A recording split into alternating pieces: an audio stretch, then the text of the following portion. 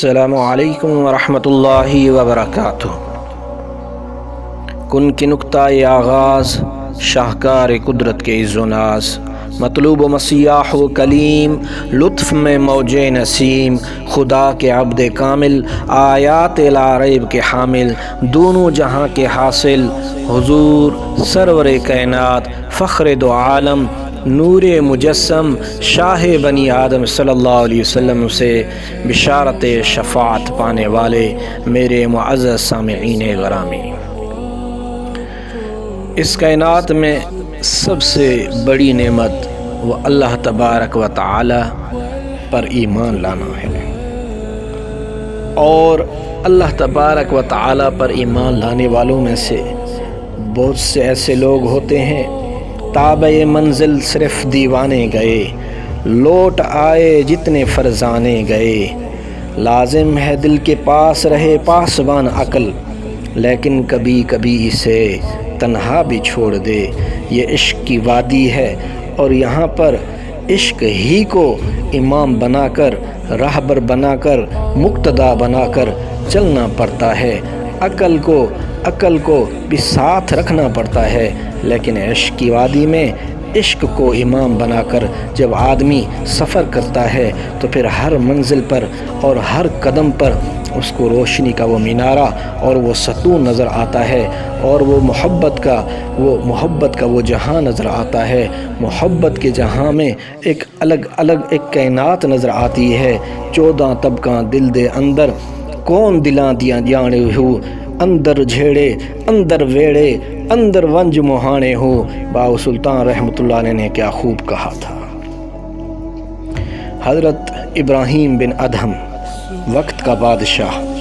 لیکن اللہ کی محبت اور اللہ کی محبت کی تجلی جب بڑھتی ہے تو دنیائی بادشاہت کو چھوڑ کر اللہ تبارک و تعالیٰ کے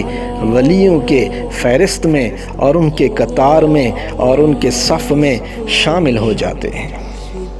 حضرت ابراہیم بن ادہم وہ بادشاہ، ایک مرتبہ انہوں نے خواب دیکھا کہ فرشتے ان کے پاس کاغذ اور قلم ہے اور وہ کچھ لکھ رہے ہیں۔ ابراہیم بن ادہم نے پوچھا کہ تم کون ہو؟ فرشتوں نے کہا کہ ہم بھیجے گئے ہیں، ہم رب کے فرشتے ہیں۔ ابراہیم بن ادہم نے پوچھا تم کیا لکھ رہے ہو؟ فرشتوں نے جواب دیا ہم یہ لکھ رہے ہیں جو اللہ کے عاشق ہیں، اللہ نے فرمایا ان کا نام لے کر آ جاؤ، جو اللہ کے چاہنے والے ہیں، جو اللہ سے محبت کرنے والے ہیں، جو اللہ کے محبین ہیں، جو اللہ کے طالب ہیں، جو اللہ کے راغب ہیں۔ حضرت ابراہیم بن ادہم رحمۃ اللہ علیہ بہت خوش ہو گئے اور پوچھا کیا میرا نام بھی ان میں ہے، کیا اس فہرست میں میرا نام بھی ہے؟ فرشتوں نے بتایا کہ آپ کا نام نہیں۔ ابراہیم بن ادہم نے جب یہ سنا کہ اس کا نام نہیں ہے تو ابراہیم بن ادہم نے کہا کہ چلو میرا نام یہ لکھ دو، جو اللہ سے محبت کرنے والے ہیں،